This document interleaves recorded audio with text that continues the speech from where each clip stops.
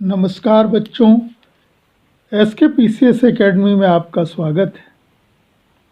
आज हम जानेंगे करंट अफेयर के कुछ महत्वपूर्ण टॉपिक। ब्लॉकचेन के विषय में समझेंगे, एनएफटी के विषय में जानेंगे, क्वांटम कंप्यूटर क्या होता है उसके विषय में जानेंगे और आर्टिफिशियल इंटेलिजेंस के बारे में समझेंगे। तो चलें शुरू करते हैं। सबसे पहले ब्लॉकचेन के बारे में समझेंगे। क्या है ब्लॉकचेन? इसका मतलब एक ऐसे सिस्टम से है जिसके तहत लेन देन से जुड़ी सूचनाओं को दुनिया भर में फैले अनगिनत कंप्यूटरों पर सहेजा जाता है। इसे पारंपरिक बैंकिंग प्रणाली का विकल्प भी माना जाता है। तो ब्लॉकचेन से मतलब ये हो गया एक ऐसा सिस्टम जिसके तहत लेन देन से जुड़ी सूचनाओं को दुनिया भर में फैले अनगिनत कंप्यूटरों पर क्या किया जाता है, सहेजा जाता है। इसे पारंपरिक बैंकिंग प्रणाली का विकल्प भी माना जाता है। ब्लॉकचेन के तहत दुनिया भर में फैले हुए कंप्यूटरों पर इसी तरह के लेन देन का हिसाब रखा जाता है और इस प्रणाली का बैंकों के साथ कोई संबंध नहीं होता है। ब्लॉकचेन के तहत सहेजी गई सूचनाएं हमारी बैंकिंग प्रणाली से भी ज़्यादा सुरक्षित हैं, क्योंकि उन सूचनाओं की अनगिनत प्रतियां दुनिया भर के कंप्यूटरों पर रखी गई हैं। क्रिप्टो करेंसी का लेन देन इसी ब्लॉकचेन प्रणाली के जरिए ही होता है, क्योंकि बैंक तो बिटकॉइन, इथेरियम, रिप्पल, ये सब क्या है, क्रिप्टो करेंसी हैं, को अपने खातों में जमा करने से रहा, अर्थात बैंक में इनका हिसाब किताब नहीं होता है। तो क्रिप्टो करेंसी जो होती है वो एक प्रकार की आभासी मुद्रा होती है। क्या होती है? आभासी मुद्रा को कहते हैं, जिसको आप छू नहीं सकते। और इस आभासी मुद्रा का लेन देन किस प्रणाली में होता है? ब्लॉकचेन प्रणाली के तहत किया जाता है। कौन कौन सी क्रिप्टो करेंसी हैं? तो एक है इथेरियम, रिप्पल, बिटकॉइन और वजीर एक्स। ये सब क्या हैं? ये क्रिप्टो करेंसियाँ हैं जिनमें लेन देन होता है। नॉन फंजिबल टोकन अर्थात एनएफटी। तो एनएफटी की फुल फॉर्म क्या हो जाती है? Non fungible token. फंजिबल का मतलब क्या होता है? यदि किसी वस्तु को किसी अन्य वस्तु से बदला जा सकता है तो उसे हम फंजिबल कहते हैं। लेकिन यहाँ बात आ रही है नॉन फंजिबल टोकन की। नॉन फंजिबल का मतलब यह है कि वह पूरी दुनिया में एक ही है, यानी कि अद्वितीय है। एनएफटी में भी सूचनाओं को ब्लॉकचेन प्रणाली में ही सहेजा जाता है।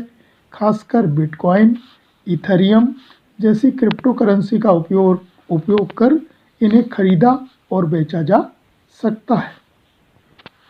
क्रिप्टो करेंसी अर्थात आभासी मुद्रा, अगर हमने खरीदी है तो उसका हिसाब किताब ब्लॉकचेन में रखा जाएगा। लेकिन मान लीजिए आपने कोई महंगी ओरिजिनल पेंटिंग खरीदी है, तो एनएफटी नामक प्रणाली के तहत एक तरह का डिजिटल प्रमाण पत्र जारी किया जाता है कि उस मौलिक पेंटिंग की, जो कि दुनिया में सिर्फ एक ही है, आपके पास है।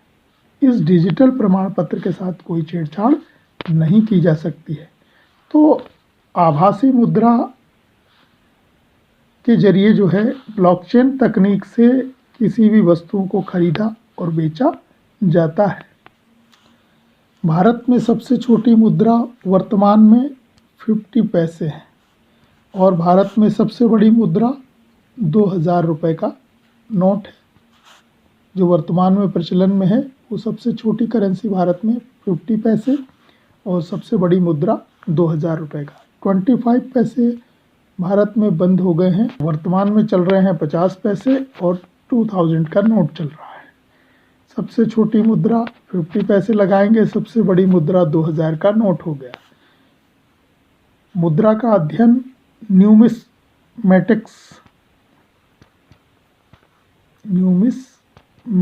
कहलाता है। ये भी ध्यान रखेंगे। और एक अभी आपने जाना बिटकॉइन या फिर इथेरियम, रिप्पल, ये सब क्या है? Crypto currency. और क्रिप्टो करेंसी कैसी होती हैं?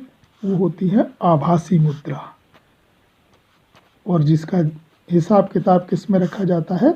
ब्लॉकचेन तकनीक से रखा जाता है। आर्टिफिशियल इंटेलिजेंस अर्थात कृत्रिम मेधा, इसका मतलब मशीनों या प्रौद्योगिकी के भीतर इंसानों जैसी सीखने, विश्लेषण करने, सोचने, किसी बात को समझने, समस्याओं का समाधान करने, निर्णय लेने आदि की क्षमताएं पैदा हो जाने से है। तो कृत्रिम मेधा से तात्पर्य या आर्टिफिशियल इंटेलिजेंस से मतलब ये हो गया कि मशीनों के अंदर इंसानों जैसी सीखने, विश्लेषण करने, सोचने, किसी बात को समझने, समस्याओं का समाधान करने, निर्णय लेने आदि की क्षमताएं पैदा हो जाने का मतलब ही क्या होता है? कृत्रिम मेधा या आर्टिफिशियल इंटेलिजेंस कहलाता है। अब प्रौद्योगिकी ने इतनी तरक्की कर ली है कि बेजान मशीनों के भीतर भी इनसे मिलती जुलती क्षमताएं आ गई हैं। क्वांटम कंप्यूटर, यह कंप्यूटर अपनी अपरिमित ताकत की वजह से चर्चा में है। सामान्य कंप्यूटर की तुलना में क्वांटम कंप्यूटर जो है लाखों गुना ज़्यादा तेज़ी से गणनाएं करने में सक्षम होते हैं। पारंपरिक कंप्यूटर बाइनरी डिजिट्स 0 और 1 से निर्मित मूलभूत इकाई के आधार पर ही काम करता है, जिसे बिट कहा जाता है। दूसरी तरफ क्वांटम कंप्यूटर क्यूबिट अर्थात क्वांटम बिट को अपनाता है, जहां बिट का मान 0 या 1 ही हो सकता है, वहीं क्यूबिट का मान 0, 1 या फिर दोनों हो सकते हैं। सामान्य कंप्यूटरों में जहां ट्रांजिस्टरों का इस्तेमाल होता है, वहीं क्वांटम कंप्यूटर में परमाणुओं, इलेक्ट्रॉन, आयन, फोटॉन आदि का प्रयोग होता है। विश्व का पहला क्वांटम कंप्यूटर 1997 में बनाया गया था। ये 1997 सही नहीं है। ये बात सही है कि विश्व का पहला क्वांटम कंप्यूटर किसने बनाया? तो चीन ने बनाया था। और उसका नाम रखा गया जीव झांग। ये दुनिया का पहला क्वांटम कंप्यूटर है, अर्थात प्रकाश आधारित विश्व का पहला कंप्यूटर। नाम क्या है? जीव झांग। और बनाया किसने? चीन ने बनाया है। अब बात महत्वपूर्ण प्रश्नों की कि आपके एग्जाम में जो अभी तक आपने पढ़ा है उससे क्या प्रश्न पूछे जा सकते हैं। पहला प्रश्न है, क्रिप्टो करेंसी का लेन देन किस प्रणाली के जरिए होता है? राइट आंसर क्या हो जाएगा इसका? ब्लॉकचेन। किसके जरिए होता है? ब्लॉकचेन के जरिए होता है। दूसरा प्रश्न देखें, बिटकॉइन, इथेरियम, रिप्पल, वजीरेक्स आदि क्या हैं? तो ये क्रिप्टो करेंसी। क्या है? Crypto currency. तीसरा प्रश्न देखें, क्रिप्टो करेंसी से तात्पर्य क्या होता है? तो क्रिप्टो करेंसी किसको कहते हैं? आभासी मुद्रा को कहते हैं, जिसको आप क्या कर सकते हैं? छू नहीं सकते। आभासी मुद्रा क्या कहलाती है? Crypto currency.